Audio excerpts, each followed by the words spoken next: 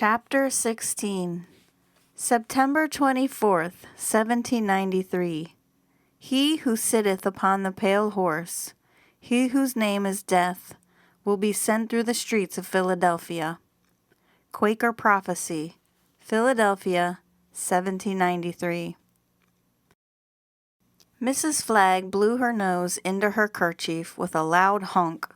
"So much grief packed into one wagon," she said tearfully. "Fear not, brave Mrs. Flagg," said Grandfather. He saluted her. "Our deepest thanks for your care and shelter.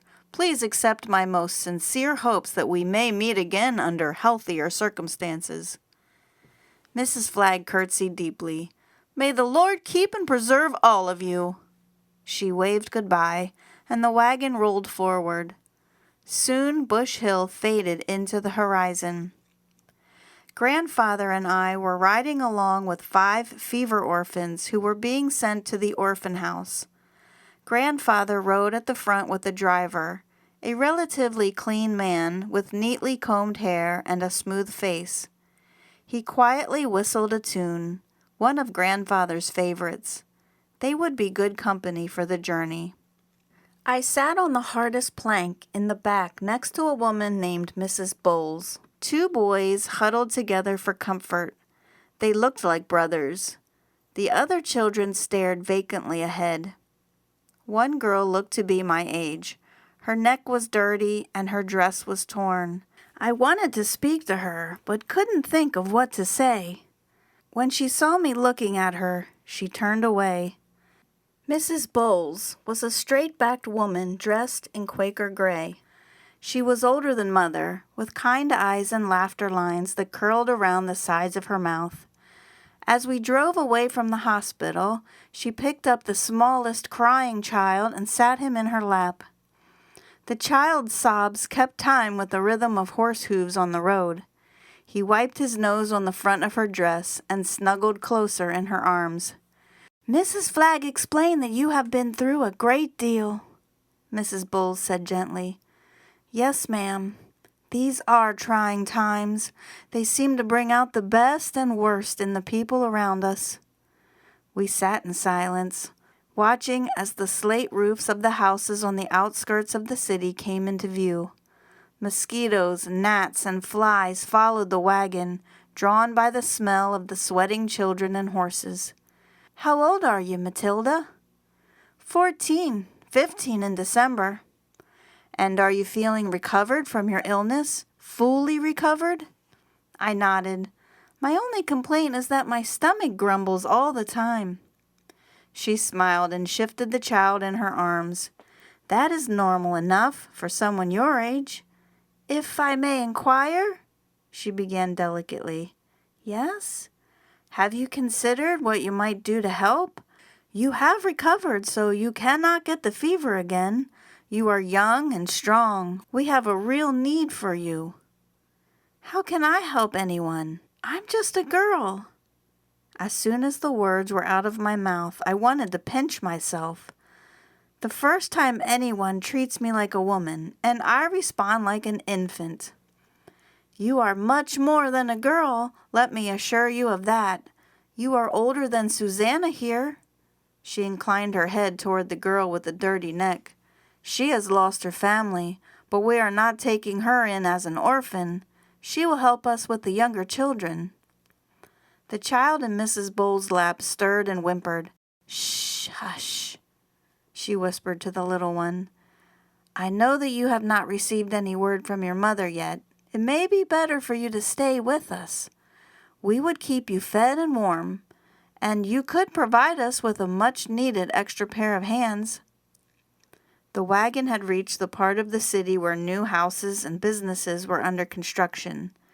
Where there should have been an army of carpenters, masons, glaziers, plasters, and painters, I saw only empty shells of buildings, already falling into disrepair after a few weeks of neglect. "Grandfather would not allow it," I said with confidence. "If Mother is still out in the country, then we two shall care for each other. He doesn't know the first thing about shopping at the market or cooking." and I need him to chop wood, and he will make sure I am well." "It is good you have each other," said Mrs. Bowles in the same placid voice. "But you should not leave your house once you arrive. The streets of Philadelphia are more dangerous than your darkest nightmares. Fever victims lay in the gutters. Thieves and wild men lurk on every corner. The markets have little food. You can't wander. If you're determined to return home with your grandfather, then you must stay there until the fever abates." Grandfather turned to address us. "We may end up at the Luddingtons' farm after all," he said. "Josiah here tells me there's not much food to be found anywhere, Mattie. I'll write to them again as soon as we arrive home." "Won't do you no good," the driver interrupted. "The post office just closed down. It could take until Christmas before they can deliver letters." Mrs. Bowles patted my arm. "Don't fret, Matilda. If you like, you may choose to take employment at the orphanage. I'm sure the trustees would approve a small wage if you helped with the cleaning or minding the children. They have for Susanna. She'll help with the laundry." Susanna didn't look strong enough to wash a teaspoon, much less a tub full of clothing. "What will happen to her when the fever is over?" I whispered. Mrs. Bowles lowered her voice. "She is at a difficult age. She's too old to be treated as a child, but not old enough to be released on her own. Her parents owned a small house. The trustees will sell that and use the money for her dowry. We will hire her out to work as a servant or scullery maid. She's attractive enough. I'm sure she'll find a husband." A fly bit the ear of the child on Mrs. Bowles' lap, and his howl cut off the conversation. Scullery maid. That was one thing I would never be. I imagined Mother's face when she arrived home and found what a splendid job I had done running the coffee house. I could just picture it. I would be seeing the last customers out the door when Mother would come up the steps. She would exclaim how clean and well run the coffee house was. Grandfather would point out the fancy dry goods store I was building next door. I would blush, looking quite attractive in my new dress, French, of course. Perhaps I could hire Susanna to do the washing up. That would be a way of helping. I broke off my daydream to take in our surroundings. Grandfather and the driver had stopped swapping stories. He turned to look back at me anxiously. We were in the center of a dying city. It was night in the middle of the day. Heat from the brick houses filled the street like a bake oven. Clouds shielded the sun. Colors were overshot with gray. No one was about. Businesses were closed and houses shuttered. I could hear a woman weeping. Some houses were barred against intruders. Yellow rags fluttered from railings and door knockers, pus yellow, fear yellow, to mark the homes of the sick and the dying. I caught sight of a few men walking, but they fled down alleys at the sound of the wagon. "What's that?" I asked, pointing to something on the marble steps of a 3-story house. "Don't look, Matilda," said Grandfather. "Turn your head and say a prayer." I looked.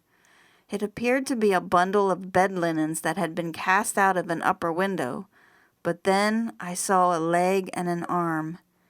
"It's a man! Stop the wagon! We must help him!" "He is past helping, miss," the driver said as he urged on the horses. "I checked him on the way out to fetch you this morning. He were too far gone to go to the hospital. His family tossed him out so they wouldn't catch the fever. The death cart will get him soon for burying." I couldn't help but stare as the wagon rolled by the stoop. He looked about 17 and wore well-tailored clothes stained with the effects of the fever. Only his polished boots remained clean. His yellow eyes stared lifelessly at the clouds, and flies collected on his open mouth. "Won't there be a burial? A church service?" I asked as the driver turned east onto Walnut Street. "Most preachers are sick and too exhausted to rise from their beds. A few stay in the square during the day. That takes care of the praying." How could the city have changed so much? Yellow fever was wrestling the life out of Philadelphia, infecting the cobblestones, the trees, the nature of the people. Was I living through another nightmare? "What date is this?" I asked Mrs. Bowles. "Today is September the 24th, she answered. "The 24th? That's not possible." I counted on my fingers. "We fled on the 8th. When we left, there were reports of 1,000 dead. Do you know what the total is now?" "It's double that at least," she said. "It slowed down those few cool days, but as soon as the temperature rose again, so did the number of corpses." The driver pulled on his reins to stop the horses. The road was blocked by a line of slow-moving carts, each pushed by a man with a rag tied over his face, each holding a corpse. "The Potter's Field is ahead," Mrs. Bowles said as she pointed to the front of the line. "That's where they're burying most of the dead. The preachers say a prayer, and someone throws a layer of dirt on top." Along one side of the square stretched a long row of mounded earth. The grave diggers had dug trenches as deeply as they could, then planted layer after layer of fever victims. Some of the dead were decently sewn into their winding sheets, but most were buried in the clothes they died in. "A field plowed by the devil," I murmured. "They're not even using coffins." "I haven't seen a coffin for 4-5 days now," the driver answered. He flicked the reins and urged the horses on. At 5th Street, the wagon stopped. "Here's the orphan house," said Mrs. Bowles. "We've taken over the home of William Ralston, though we'll soon need more room." It was an ordinary-looking house, more expensive than some, but typical of Philadelphia. Brick front, windows trimmed in white paint, metal railings, and a thick oaken door. The driver helped down Mrs. Bowles and Susanna, then each of the children. Mrs. Bowles put Susanna in charge of shepherding 3 of the children inside and stayed to wave goodbye. The driver climbed back into his seat, then flicked the reins on the horses' backs. "Remember what I said, Matilda," she called. "Take care. Whatever you do, take care." Chapter 17. September 24th, 1793. I cannot anticipate nor limit the period when the devastation and horror too long experienced in this miserable place will have an end. Letter of John Walsh, Clerk, Philadelphia, 1793. By the time we reached the coffee house, it was midday. An ugly yellow scrap from a ripped bodice was still tied to the handle of the front door, which was open. I jumped out of the wagon before it had stopped moving. I leapt up the stairs and burst through the doorway. "Grandfather, hurry!" The front room was a jumble. Tables and chairs lay helter-skelter. The clock was missing from the mantel. The pewter candle holders were nowhere to be found. King George's bird cage lay on the floor in pieces, as if smashed by a heavy boot. Grandfather hadn't seen the foul-mouthed parrot in days. Had he come home and flown off again? The destruction in the kitchen was greater. Broken pottery covered the floor. The doors to the pantry stood open, and Eliza's crocks of preserves, the sugar cone, and her spice cabinet were missing. The coffee and tea canisters lay on their sides, empty.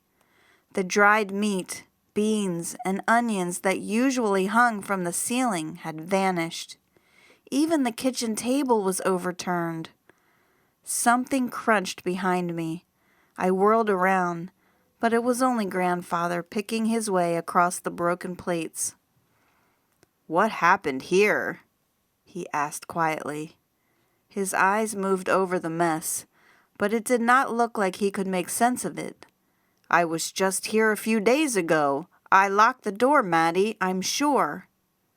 His voice was on the edge of trembling. I picked up pieces of broken glass. "Don't fret," I said. "Someone broke in the window. You locked the door, Grandfather. It's not your fault." "Did they take anything from upstairs?" My heart thudded against my stays. Before Grandfather could say another word, I had lifted my skirts and raced up the staircase. The second floor looked as I had left it, except that Mother was missing.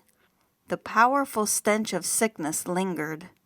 I opened the windows and shutters to bring in fresh air, then crossed the hall. My bed was still in Grandfather's chamber. I glanced in to make sure everything was in its place. The room still held his presence, his books on the nightstand with an old pipe. A painting of Grandmother hung over his bed, with a picture of the farm where he grew up beside it. Whoever destroyed the first floor hadn't bothered coming up here. I went downstairs to rejoin Grandfather. The clothes press at the bottom of the stairs was untouched. The bed linens and tablecloth stacked in it as neatly as if Mother had set them there a moment ago. I lingered in front of it. It was almost possible to forget everything if I just focused on the scent of lavender and clean cotton and the beeswax that made the wood glow. Grandfather was picking through the broken chairs in the front room, trying to salvage something to sit on. I opened all the windows and propped open the doors. There wasn't a breath of air to be had. The room still held the faint smell of coffee and tobacco smoke, but dust coated the furniture and the floor. Spiderwebs hung in the corners of the room. It felt like I had been gone a lifetime. "Have a seat, girl," Grandfather instructed. "You're still weak." "Only if you sit as well," I said. "Your face is as red as an overripe cherry." I did not mention how hard he was breathing. We moved 2 chairs to the door, where the air was a mite cooler. He massaged his left arm. "Old battle wound," he said when he noticed my concern. "This arm goes pins and needles from time to time. The heat doesn't help any, nor this commotion." He was still breathing hard, but his eyes had lost that glazed look they'd had in the kitchen.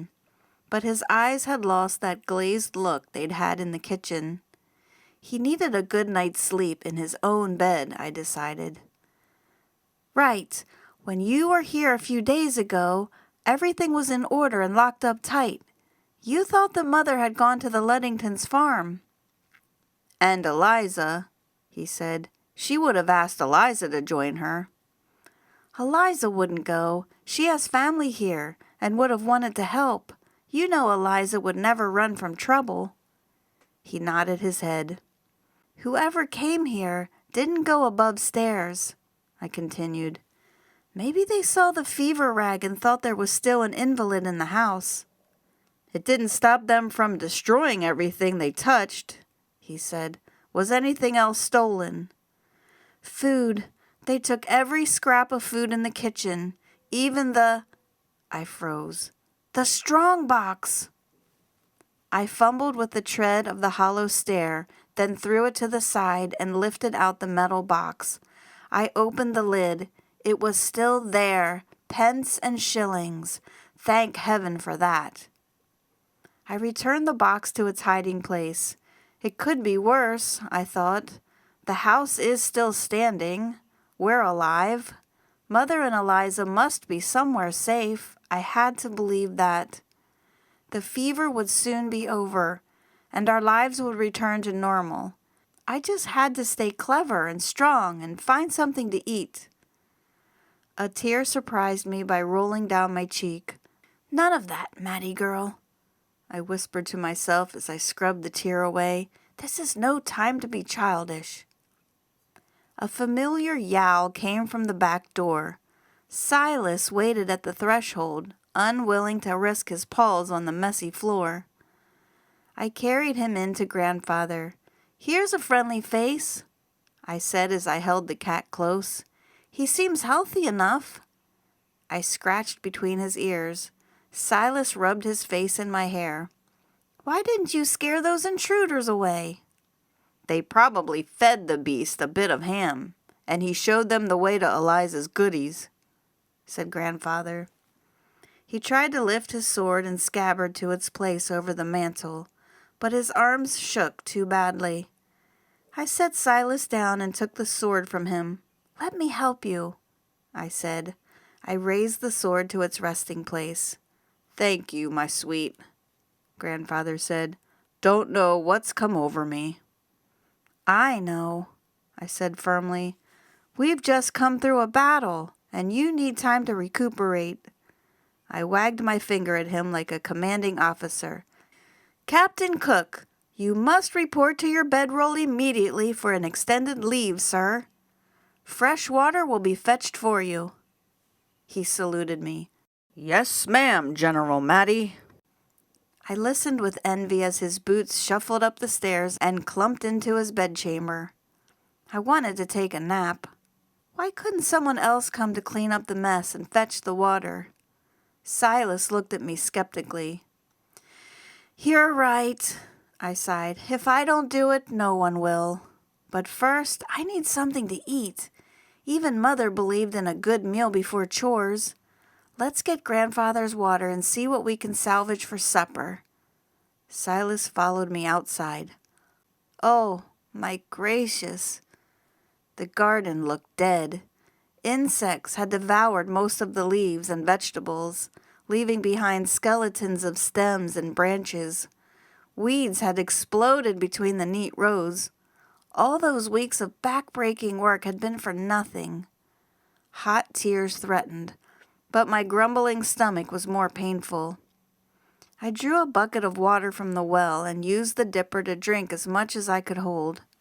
I spilled the dipper over the top of my head, shivering as the cold water trickled down my back.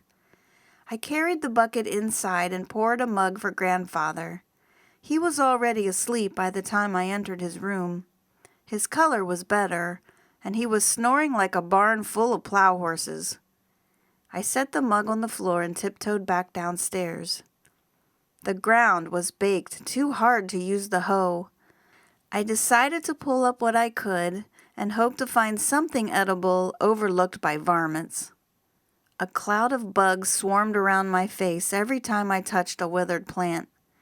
I weeded the bean patch and found a few hidden string beans for my efforts. The cabbage plants were so infested with worms, I couldn't bring myself to look at them. Every few minutes, I crawled under the cherry tree for shade and another cool drink of water. Ants covered the cherries that lay on the ground, but I found enough on the tree to settle my stomach. Silas climbed up to a cozy nook between two branches and went to sleep. "I'll not forget all your help, wretched cat," I muttered as I knelt in the squash patch. An hour later, I examined my treasure on the kitchen table. 2 handfuls of green beans, 4 stunted crook-neck squash that had been nibbled by mice, and a few sour cherries. I divided the meal into 2 piles, one for me and one for Grandfather.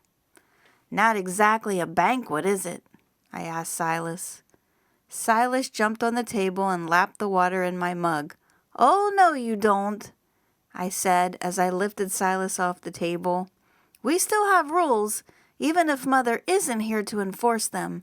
Cats eat on the floor." I poured a bit of water into what was left of a bowl for him. I tasted a green bean, tough as leather, but not as tasty. I suddenly remembered what was missing. I pushed the bean to the side of my mouth and bowed my head. "Thank you, Father, for keeping me alive. Please punish the terrible people who wrecked our home and stole our food." No, that's not right. They were probably hungry. Punish them a little bit for taking so much. They should have left something behind, and they had no reason to break things. Deal with them as you see fit. Please take care of Mother and Eliza and Grandfather." I sat in silence for a moment. "And Nathaniel." Chapter 18, September 25th, 1793. I think the malady is becoming more alarming. More than 1/2 of Philadelphia has emigrated. Letter of John Walsh, Clerk, Philadelphia, 1793. Silas woke me the next day by purring next to my head.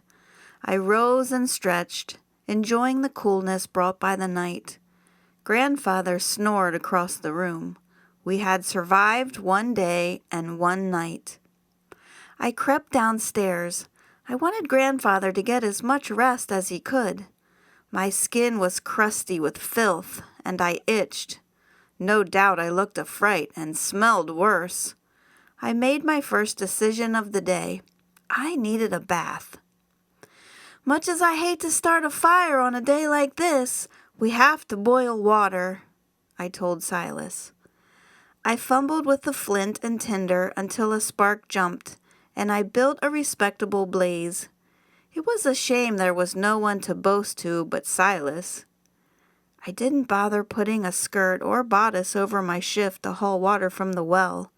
It felt too good to walk across the garden unburdened by heavy skirts. Nobody can see me, I told Silas, who watched with disapproval. There isn't another soul for blocks. I dumped bucket after bucket of water into Eliza's biggest pots and swung them over the fire. As the water heated, I scavenged in the garden again. Gardening at dawn in a thin shift and with loose hair was nearly fun. I felt like a sprite or a hungry leprechaun turning over leaves in search of a treat, looking under weeds for a pot of gold or perhaps a turnip. Gardening in night clothes could become a new fashion, I thought. Imagine plump Mrs. Ogilvy planting radishes in a red-striped nightcap. That would be a sight to turn Philadelphia on its ear. The bubbling pots of water made the air in the kitchen thick and hard to breathe. I dragged the bathing tub into the front room and filled it with boiling water. When the tub was half full, I added cold water straight from the well until the temperature was comfortable. I closed the shutters, bolted the front door, and closed the door to the kitchen. Assured of privacy, I removed my shift and settled into the warm water. It felt strange to take a bath like this. The house was so quiet. No sound from the street. Alone, except for a nosy orange cat. I usually bathed once a month, or for special occasions. I stuck my leg up in the air and rubbed it with soap. This felt like a special occasion. The water soon turned brown with weeks of dirt and sweat. I held my breath and dunked my head under the water. I scrubbed my hair with soap and dunked again, over and over until my hair was free of blood and filth. I rubbed the soap on a rag and scrubbed my skin until it burned. When even the soles of my feet were clean, I dried myself by the kitchen fire. My skin crawled at the thought of putting on my dirty clothes again. The only other clothes that fit me were someplace in the Pennsylvania countryside with a farmer who had abandoned us. I slipped on my shift and went up to my bedchamber. I eyed Mother's trunk. I was nearly as tall as she, even if I didn't fill out a bodice the way a grown woman did. I swallowed. I promise I won't wear any of your clothes to go fishing or climb trees, I said aloud as I opened the latch. Mother's shift and blue and white striped overskirt fit better than I had imagined. They were made of cotton, spun fine and tightly woven, and felt as light as silk after wearing my dirt-encrusted homespun for so long. I twirled around the room, ready for a ball, curtsying to the east corner, and then the west. This would suit me fine. It was time to wake Grandfather. Too much sleep could be as bad as not enough, and I needed his help in the garden. He was sleeping on his back, his arms thrown to either side. His chest rattled with every breath, and his face was the color of spoiled cream. Perhaps we should have found a way to stay at Bush Hill. He still wasn't over his cough. Mrs. Flagg would have welcomed the chance to dote on him for a few days, but she had other responsibilities. I could take care of Grandfather. I shook his shoulder gently. Grandfather, time to wake. I found a few things to eat, and we have much to do today. He opened one eye. I'll have a dozen eggs, a loaf of bread, and basket of plums, please, he mumbled. Your stomach will feel better if you don't talk about food, I replied. But we'll find something today. I floated down the stairs, clean, fresh, and hungry. Silas trailed behind me, swatting at the edge of my skirt. I don't suppose you could be useful and catch me a bite to eat, I said. No mice, mind you.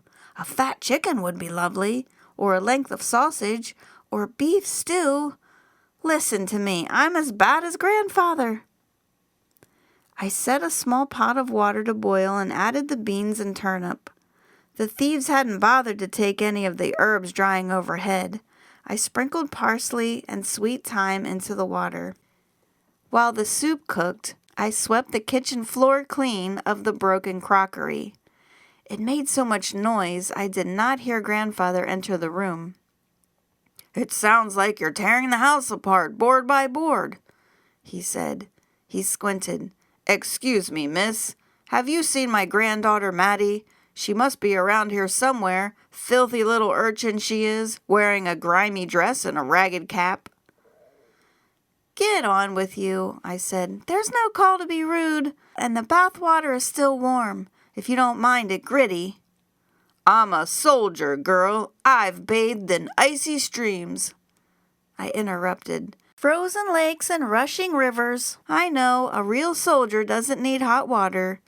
But I don't want you smelling like a real soldier, thank you very much, especially in this heat. Once you've finished bathing, put your dirty clothes in the water. I'll wash them later. Grandfather bathed quickly and was polite about his breakfast soup. It was slightly better than warm water with weeds in it, but not by much. Don't suppose there's any way we could convince Eliza to come back right away, is there? Grandfather asked as he forced himself to swallow another spoonful. That wouldn't be right, I said. I'm sure she's helping the people who are truly needy, folks sick with fever who can't care for themselves. We shouldn't be greedy. Is there much food in the garden? He asked. A little, I answered. We need to find someone who will sell us some bread and meat. He shook his head slowly. I don't like the idea of leaving the house, he said. The world out there has turned upside down. He unbuttoned his top button and coughed. What if we were gone and Lucille came by with a wagon searching for us? No, we're safe here, and I don't want to hear any more talk of venturing outside, unless it's to the garden. We'll stick to home until we don't have a choice. I spent the afternoon watering and watering and watering. Grandfather tried to help, but his left arm wouldn't listen to him. As soon as he stepped into the sunshine, his face turned that terrible shade of red again, and he could barely breathe. I begged him to stay on the porch. He blustered and complained at first, but decided it was high time he cleaned and oiled his old rifle. Maybe he could hunt squirrel when the weather cooled. The pole beans looked better, and the squash leaves spread like wide green hands shortly after I watered them. I had never thought a person could be proud of a squash plant, but I was ready to hug all of mine. I hauled buckets of water to the potato patch, drenched the plants which looked healthiest. When the plot was water-soaked, I gently poked the mud with my fingers until I found 6 fist-sized potatoes. I danced a few steps as I carried my prizes up onto the back porch where Grandfather sat in the shade. Potatoes! I cried. Potatoes! Potatoes! Potatoes! What on earth has gotten into you, girl? He asked. I spun around his chair. This is my potato dance, Grandfather. Look what I found. We'll have a real supper tonight. Have you ever seen anything as beautiful as a potato? Supper was a royal feast of boiled potatoes, seasoned with a scrawny turnip and a few beans, but there was enough to ease the ache in our stomachs. Grandfather found a small bag of roasted coffee beans the thieves had overlooked, and he cooked a pot for us, army style. Hot mud would have tasted better, but he was so pleased with himself, I forced myself to drink it. Oh, for some sugar and cream! I was ready to fall asleep before the sun set. I carefully pushed the coals to the back of the fireplace and covered them with ashes. I drew a final bucket of water, washed the dishes, and set them on the table. I never did understand why Mother made me dry the dishes. I left them on the table. They would be dry by morning. After I dumped the wash water at the base of the cherry tree, I dragged up the stairs, ready to fall into bed. Grandfather had already collapsed on his covers, snoring loud enough to shake the stars from the sky. The noise was unbearable. If I stayed, I'd get no sleep at all. I carried my blankets downstairs to the front room and made a soft pallet on the floor. "If I leave the shutters open, do you promise you won't run off in the night?" I asked Silas. The cat turned in a circle on the blanket and closed his eyes. "Very well then, the shutters stay open. We'll both sleep better for it." I sat next to Silas. It had been a good day, all things considered. I had managed rather well on my own. I opened Grandfather's Bible. This is what it would be like when I had my own shop or when I traveled abroad. I would always read before sleeping. One day, I'd be so rich I would have a library full of novels to choose from. But I would always end the evening with a Bible passage. I turned to Psalm 4:8. "I will both lay me down in peace and sleep, for thou, Lord, only makest me dwell in safety." My eyes drooped. Enough for one night. I blew out the candle and snuggled on my pillow asleep before the wick had cooled. Chapter 19. September 26th, 1793. Shafts of death fly closer and closer to us every day. Dr. Benjamin Rush, letter, 1793. I dreamt of roast beef, sliced pink and dripping with juice. A roast beef bigger than a horse, set on a giant platter that took up the entire front room, surrounded by steaming potatoes and parsnips and loaves of fresh bread. I had a bowl of butter all to myself and my very own pitcher of cold apple cider. The smell of mincemeat pie floated in from the kitchen. I lifted the first bite to my mouth when a noise snapped me awake. A footstep, a heavy footstep by the window.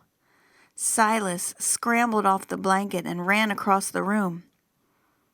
"What was that?" a strange voice asked. The room was silent.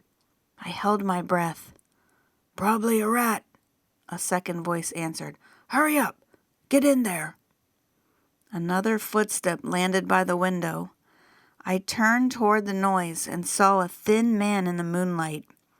He was nearly as tall as the door, but I couldn't see his face. He glanced around the room. His eye did not catch me in the shadows. A second man entered through the window, shorter than the first. "There's no one here," the tall one said with more confidence in his voice. "You worry too much." I closed my eyes. I am still dreaming, I thought. These men are not here. I opened my eyes again. The tall one opened one of the cupboards built into the wall by the hearth. The short one peered outside. "I saw what I saw, and I saw smoke coming out of the chimney today." The short one said, "I don't know why I follow you. We should have gone to 4th Street. Nobody down there." He tapped the back of a chair nervously. "You worry too much. Look at this fireplace. There's been no light here for weeks. Come away from that window and help me. They don't serve whiskey here, but they have plenty of pewter and silver hidden somewhere, no doubt. Check the drawers over there," he said as he pointed to the chest behind me. My stomach flipped. What should I do? If I screamed, Grandfather might wake, and they could attack us both. The front door was locked, and I didn't have the key. I could try to slip out the window and run for help, but who could I run to? Would anyone bother with a trifling robbery when there was death at every door? The short man took a few steps in my direction, then stopped. He turned his back to me. "It's too dark over here. I need a candle." I slipped out of the blankets and into the corner. I needed to get them out of the house. If I could sneak out the window, I might try to scare them off. The tall one swore. "You don't need a candle. Shut up and do what you're told." I froze against the wall as the short one approached, grumbling under his breath. The window was just beyond my left hand, and the chest of drawers was on the other side of the window. The short one stood 3 feet away. I tried not to breathe. "Look at this," the short one said as he held up a chess figurine. Grandfather had won that chess set in a card game with a ship's captain from Siam. He taught me to play chess before I learned how to read. I simmered as the thief rubbed the queen with his dirty fingers. "It's not worth nothing hereabouts," he said, "but I bet it would fetch a handsome sum in New York." He opened a sack tied to his belt and put the chess piece in. My hands balled into fists as he collected the rest of the chess pieces. King, bishop, knight, pawn, all smudged with his fingers, polluted by his breath.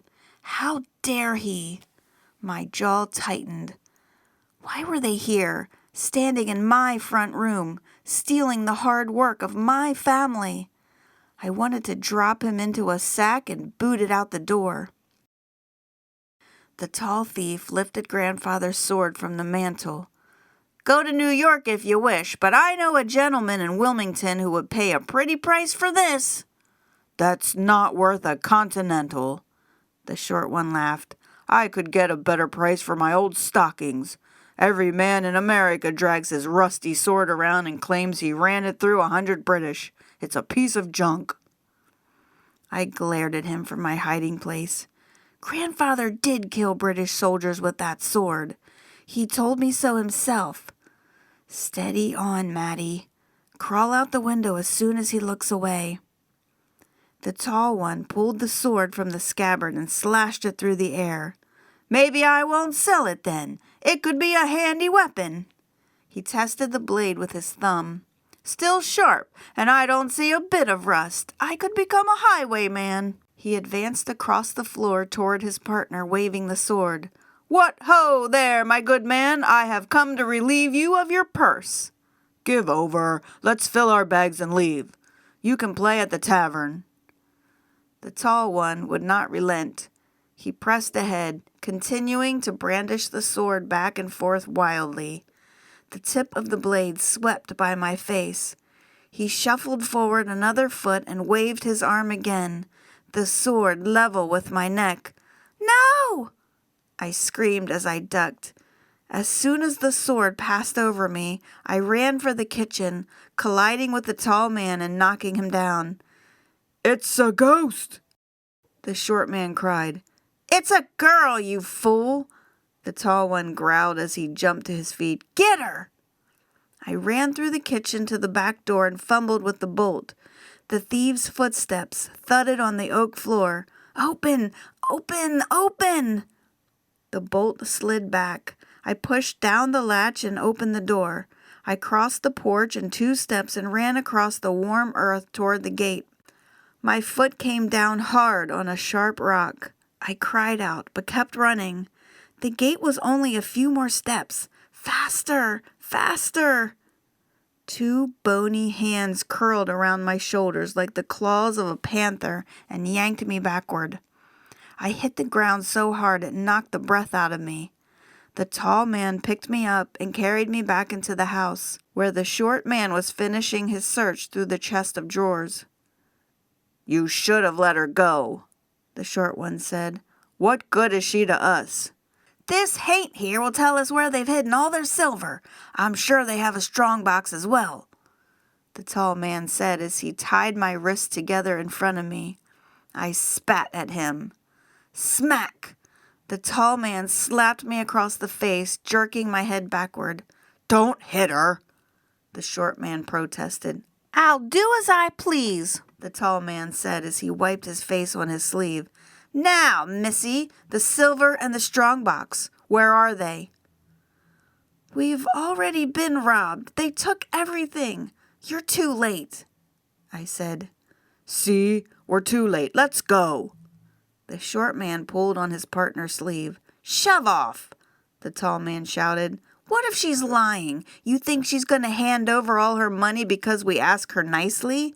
She needs to be convinced. He drew back his arm to hit me again. Thump! What was that noise? The tall man demanded. What noise? Asked the short man. I just heard a noise upstairs. He looked at the ceiling. I shouldn't have screamed. Grandfather must have heard me and gotten out of bed. I needed to get these men out of the house. Who's up there? I thought you were alone, said the tall man. It's just my cat. I tried to keep the fear from my voice. Everyone else has died of yellow fever, I lied. Saints preserve us, more fever victims, groaned the short man. Let's go now. This wench is probably fever poisoned too. She don't look too good. The tall man hesitated. She's hiding something, he said. He drew back suddenly and hit me in the face again. My head rang and the lights danced before my eyes. Where's the money? The man demanded. Tell me where the money is. Get away from my granddaughter. Grandfather stood in the doorway in his nightshirt, his rifle aimed at the heart of the man who had hit me. Oh, Lord, said the short man. He put one leg out the window. I'm going to 4th Street. The houses are empty and the cupboards are full. He's not going to shoot, said the attacker. Look at him. He can barely stand. His knees are knocking together. One puff and he'll blow over. Isn't that right, old man? Now, tell me where you've hidden the money or I'll have to hurt this little girl here. I'll count to 3, said Grandfather. He wasn't fooling around. Grandfather never fooled around when he counted to 3. The few times he had whipped me had been when he counted to 3, and I didn't listen. 1. The short robber scrambled out the window without another word. 2. Grandfather swayed to one side. He was breathing heavily, too heavily. No, Grandfather, I pleaded. Put the gun down. He licked his lips and stared down the barrel. 3. Everything happened at once. The gun fired just as the tall man leapt to the side. The blast knocked Grandfather against the door frame.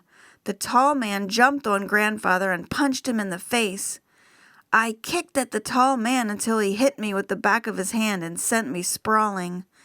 I struggled to my feet. Grandfather's sword still lay on the floor where the robber had dropped it. I picked up the sword, holding it with 2 hands. Grandfather had taught me a bit about swordplay along with his other army lessons. Let go of him, I shouted. The man ignored me. His hands were around Grandfather's throat. Grandfather weakly hit back at the man, but it had no effect. The man struck Grandfather's head against the floor. Grandfather's eyelids fluttered, then closed. No! I screamed. I swung the sword and gashed the thief's shoulder. He howled and rolled to the side, grasping at the bloody wound. You cut me, he said in disbelief. The wench cut me with a sword. Get out of my house before I cut out your heart. I raised the sword and ran at him. He lurched to the window and crawled through it. I followed, screaming the kinds of words that would have raised every hair on my mother's head. I chased the man for a block before I realized that Grandfather was out of danger. but he needed me back home, not standing in the streets in the dead of night, brandishing a bloody sword like a pirate. He was sitting up when I returned. "Don't move. I'll help you." I dropped the sword to the floor and struggled free of the bonds that held my hands together. He looked at me with a slow smile. "Always knew you had it in you," he said hoarsely. "You're a fighter, no doubt about that." "Hush, don't say a word," I cautioned. I grabbed my bedding and made a pillow for his head. "I'll get you some water." "No," he insisted. He grabbed my shift. "Stay." The moonlight quivered as thin clouds scuttled across the sky. I could smell the stench of the intruders and the soap Grandfather had used to wash his face before he went to sleep. His eyes started to close, but he forced them open. He fumbled for my hand. "I'm sorry, Maddie," he panted. "I'm leaving you alone." I shook my head mutely. No, this could not happen. No, please, God, anything but this. He nodded once. "My time. Too early. So sorry." I covered my mouth to hold in the scream and rocked back and forth. After all he had been through, to die like this. "Don't die." I couldn't hold the words back. "Don't die, Grandfather. Please don't die. I love you. Please, please. Oh, dear God, please don't die." My face was wet, my tears splashing onto his cheeks. "Strong," he whispered. "Beautiful, clever. My sweet Maddie." His eyes closed. I bent down to kiss his forehead. I thought I heard his last words. "Love you." Dead? Grandfather couldn't be dead.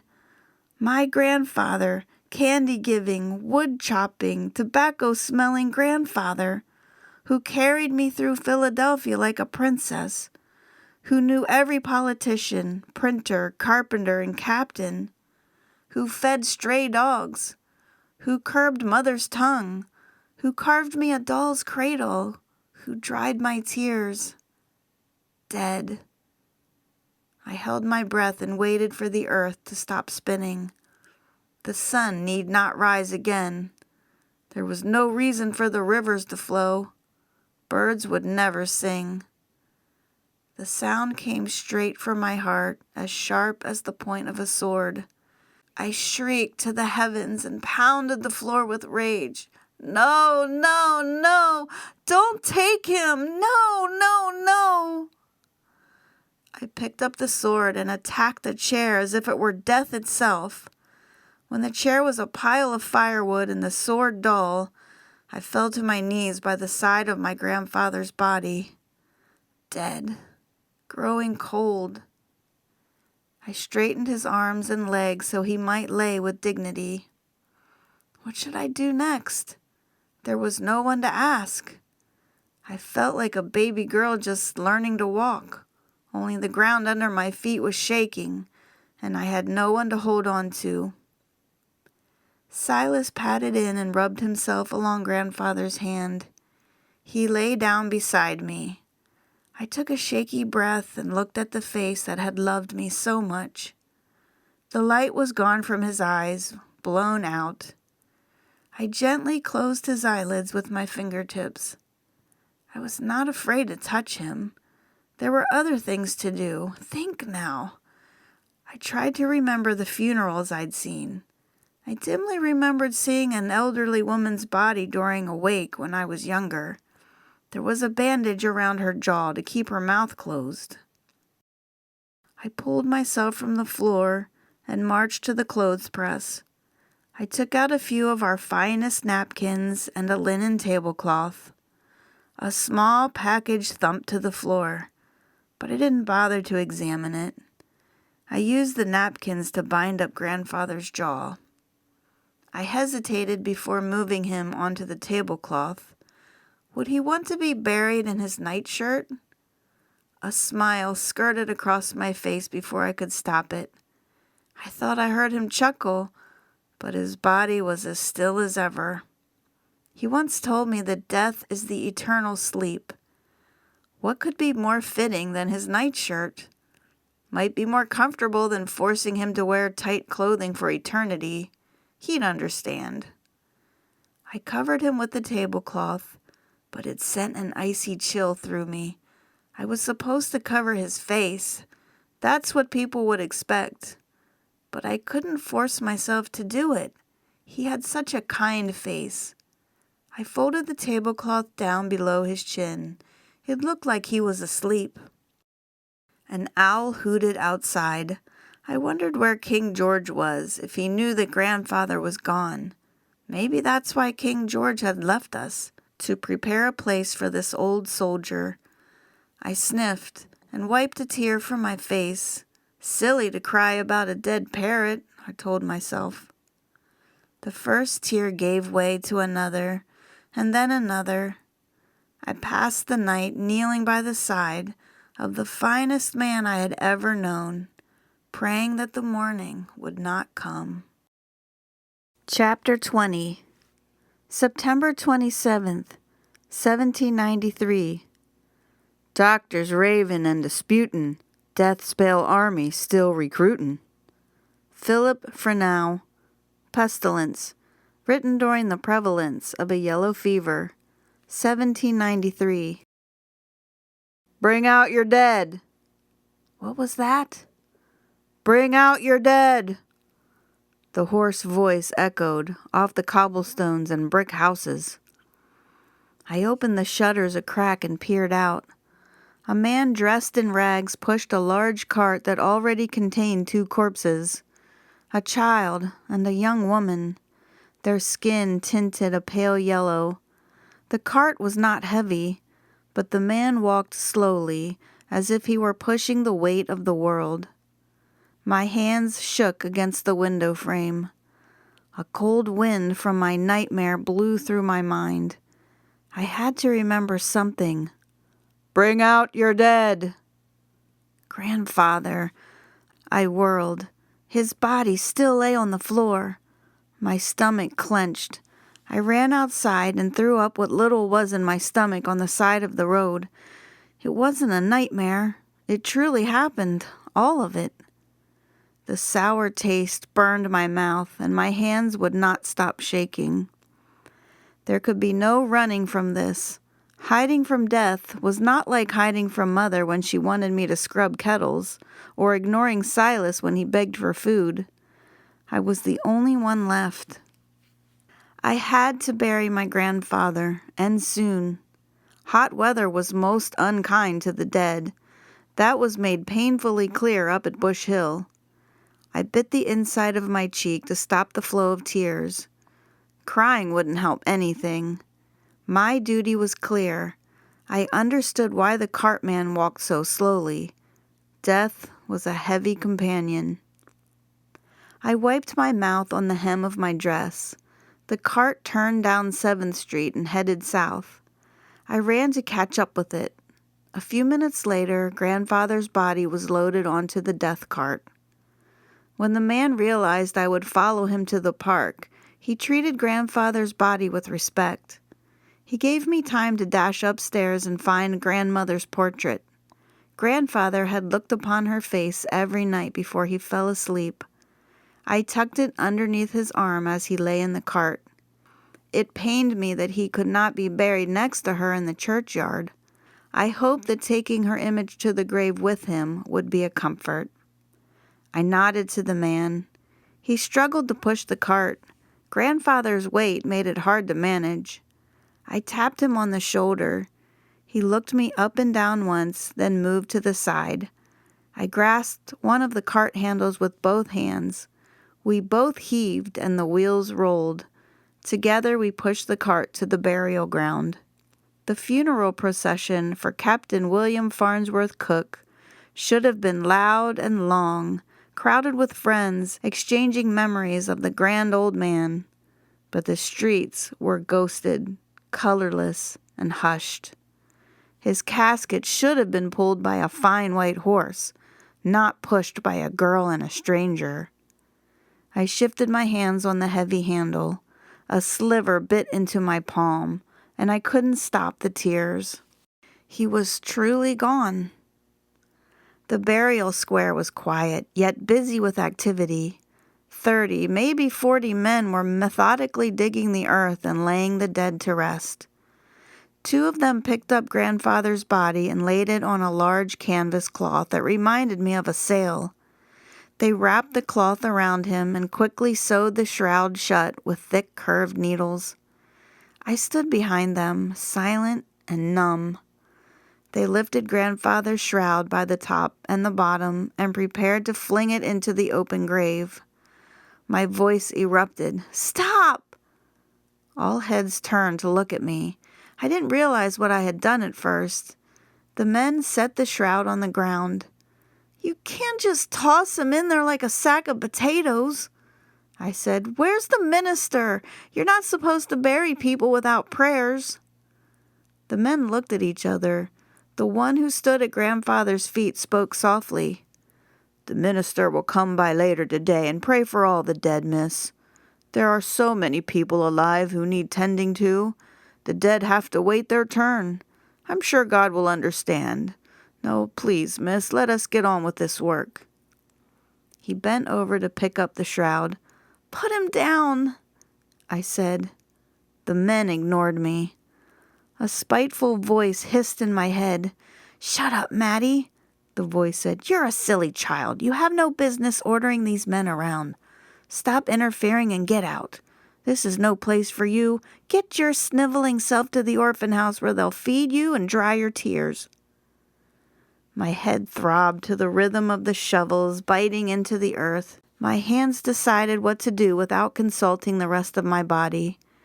I shoved the man who spoke to me, shoved him so hard he nearly toppled into the grave. He scrambled to his feet, protesting. I ran up to him and clenched the front of his shirt in my blistered hands. "This was a great man, Captain William Farnsworth Cook of the Pennsylvania 5th Regiment. He was my grandfather. You will not bury him without a prayer." I spoke slowly, with iron force behind every word. "The lass is right," said the man who pushed the cart.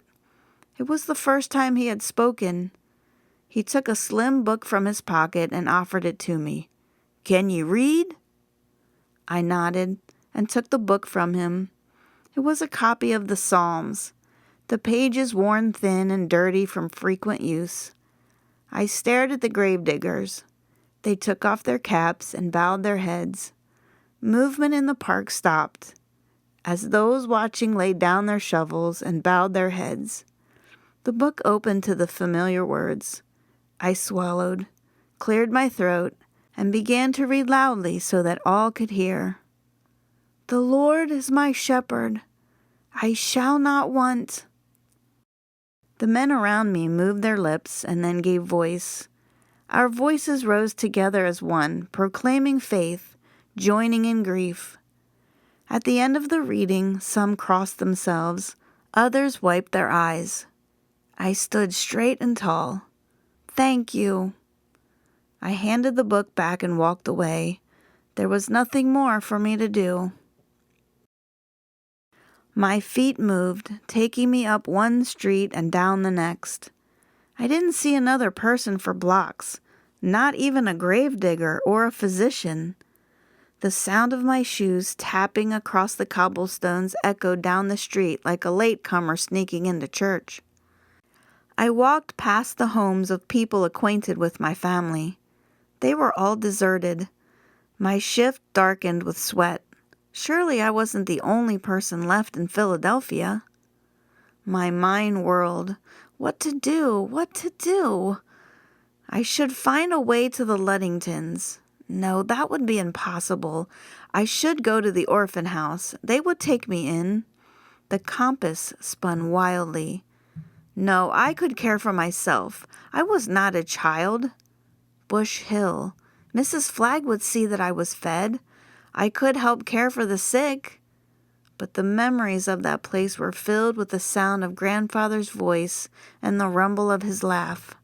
"Don't borrow trouble." That's what Eliza would say. "Don't borrow trouble." I'd go to the market for some food. Then I'd hole up at home and wait for the frost. No one had a duty to me, and I had no claim on anyone else. But it mattered not. I would see my way through. My stomach took control. The first thing was to find a meal. I felt faint and queasy.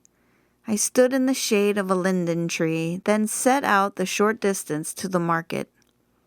My steps slowed as I approached the market. No noise greeted me. I checked my bearings twice to make sure I had not taken a wrong turn. It was empty. A hot wind blew trash and dirt through the abandoned stalls. It looked like an enormous broom had swept away all the people. I thought of what Mrs. Bowles had said. Was the fever really keeping the farmers away? But how could city people eat if the market closed? Out of the corner of my eye, I saw a dark mass near an overturned basket. It could be potatoes or carrots.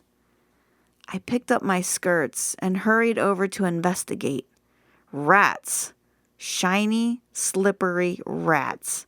Fat and fast, poured in and out of the basket, twitching their noses and flicking their tails.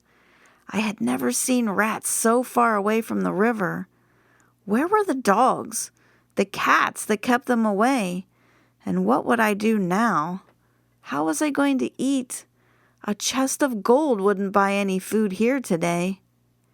A coughing fit overtook me and I felt faint. I stumbled into Mrs. Epler's stall and sat in the stray white feathers that littered the ground. Now what? Take inventory. Check the pack and powder. I was alone. Grandfather was dead and Mother missing. I had survived the fever but still felt weak. There was little food in the garden and no food to buy. Thieves and scoundrels prowled the streets. My pack was empty and my powder wet. I had no choice but to walk home, where I could at least lock the doors. When I came upon the open windows of the Federal Gazette office, it was a shock. A horse was tethered by the door. I stumbled through the door, eager for a friendly face. "Can I help you?" "It's me, Mr. Brown, William Cook's granddaughter." The printer looked up from his desk. The dark circles under his eyes and lines of worry across his brow made him look as if he had aged years in the course of a month. "What do you need, Matilda? I've no time for social calls today." I hesitated. What could Mr. Brown do? I couldn't work a press. He couldn't bring Grandfather back from the grave. "Please, sir," I said, "I would like to place an advertisement in your newspaper. I'm searching for my mother. She's gone." Mr. Brown pulled a stained kerchief out of his trouser pocket and rubbed it over his face and neck. "Matilda, there is nothing I'd rather do than run an advertisement for your mother. But look about you." He spread his arms to take in the shop. "There is hardly any paper to be had for 100 miles. The Gazette is the last paper being printed in the city, and I have to print on half sheets. 5 other newspapers have closed down. I wish I could flee myself." He paused and looked out the window. I thought he had forgotten me. "But I must stay. This paper is the only method of communication left in the city. I must print physicians' notices, orders from the mayor." His face dropped to his hands.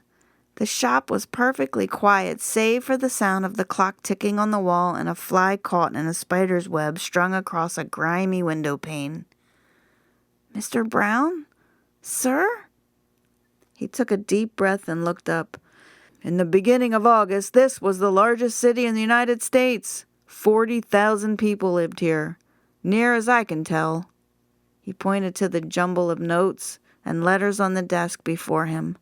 "More than half the city has fled, 20,000 people." "How many dead, sir?" "More than 3,000, enough to fill house after house, street after street." I went to the market but found no food, I said. Few farmers dare come into town. They charge exorbitant prices for their wares and get whatever they ask, he said bitterly. Those who don't die of the fever are beginning to starve. You've seen the rats? I nodded. The rats thrive. I should write that. He dipped a quill into the ink pot and scribbled a note. The only creatures to benefit from this pestilence are the rats. Go home, Matilda. Take my regards to your grandfather, but tell him he must lock all the doors and pray for frost. I started to tell him what had happened, but a man burst through the door waving a letter and shouting. Mr. Brown shooed me from his shop with a wave of his hand. No matter. Telling him wouldn't bring grandfather back, and it was clear he couldn't help me. I turned the corner and found myself in front of Warner's hat shop. Mrs. Warner knew my mother a bit. Perhaps they would let me stay a day or two, or share some bread. But the hattery was locked up tight. I couldn't even peek inside through the shutters. No sign of the Warner family. Hey there, you, girlie, by the hatters. A sharp-eyed woman holding a cloth over her face crossed the street. She was older than Mother, with white wisps of hair escaping a dirty mob cap. Her dress was faded, her eyes narrowed, watching me with suspicion. She stopped a few paces away from me, her cane slightly raised. What business do you have here? Off with you! The woman shouted. I mean no harm, I explained, my nose wrinkled at the smell of vinegar coming from the woman. Do you know where the Warners are? The woman stepped backward. What is your business here? She demanded. I'm looking for a friend. The woman considered me for a moment. They left for the Chesters in the dark of night. Warner has kin there. There was horrible screaming and carrying on. The youngest girl fell ill after an apprentice died. She spat the word like a wormy seed. They threw out the body on the way. And you, do you carry this evil blot on your soul as well? I fell ill but recovered in the Bush Hill Hospital. Get back! Stay away from me! The woman shrieked as she raised her cane higher. Leave before I call my man! No fever victims here! She brought the cane down across my back. The blow sent me face first into the dirt. Leave! The woman screamed. I fought my way to my feet before the cane crashed downward again. I ran blindly, ignoring the pain in my throat and the ache in my side. The sun blazed overhead. I lost my way. The cut on my foot started to bleed again. I walked and walked, trying not to remember or feel. I wandered up one street and down the next. The printer's words haunted me. Thousands dead. I saw grandfather's empty eyes. No food. I saw Mother order me to leave her. No hope. I passed people weeping in doorways and did not stop. I heard the death carts rattling in the streets and did not look up. A breeze picked up, pushing me eastward towards the docks, east toward the water, away from the sun. I could see the tops of ships' masts peeking over the rooftops like trees in the dead of winter. The sodden wharf planks moaned as the tide pulled the river water toward the open sea. My mind floated with dark thoughts. What did it feel like to die? Was it a peaceful sleep? Some thought it was full of either trumpet-blowing angels or angry devils. Perhaps I was already dead. I shook my head. Nonsense, foolish nonsense. I was being weak and foolish. There was no point in wandering like a lost puppy. I needed to get home and sleep. Grandfather would not be proud if he saw me acting so spineless. I needed to captain myself. My foot scuffed something. I looked down to keep from tripping. A china-faced doll wearing a satin dress lay by the curb, her head shattered, her dress coated with dirt. A few steps away, an abandoned satchel still packed with clean shirts lay open. I picked up the broken doll and heard a whimpering sound coming from an open doorway. I put my head through the door and waited for my eyes to adjust to the gloom. A small child cowered in the corner, her blonde hair loose and tangled, her feet bare and black with dirt. She was sucking her thumb and keening to herself. I held out the doll to her. "Is this yours?" I asked. "Broken," she said. "Is your mama here or your papa? Perhaps they can fix it." The little girl whispered something. I stepped closer to hear her. "Mama's broken too," she said.